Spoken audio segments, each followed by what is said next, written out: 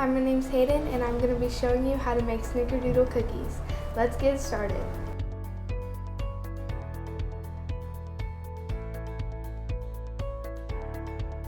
You will need 3 cups of flour, 2 sticks of butter, 1 1/3 cup of sugar, 1 teaspoon of baking soda and cream of tartar, 2 eggs,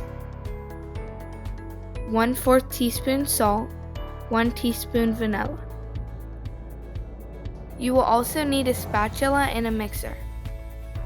Make sure to always wash your hands. First step, preheat your oven to 375. Start by putting in your 2 sticks of butter. Step 2, add your sugar. Now beat your butter and sugar together on speed 2. Now add in your vanilla. Now add in your salt and your cream of tartar into your flour. Mix all of that in and start adding it in little by little. Once you're done adding in all the flour, scrape down the sides, put it back up, start mixing again to make sure all the flour is mixed in. Once you're done mixing, scrape all of the excess off of the beater. Take off the beater and bring to your table.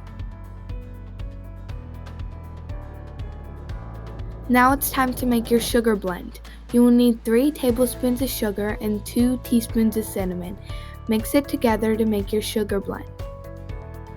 Now you're going to want to get your scooper. After that, you're going to want to get 2 pans.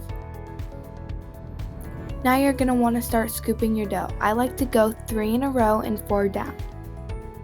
Now you're going to want to roll them. Once they're all done, you're going to put them in cinnamon sugar until completely covered. Once you've completed both pans, you're going to want to put them in the oven. I recommend putting them in for 13 to 15 minutes.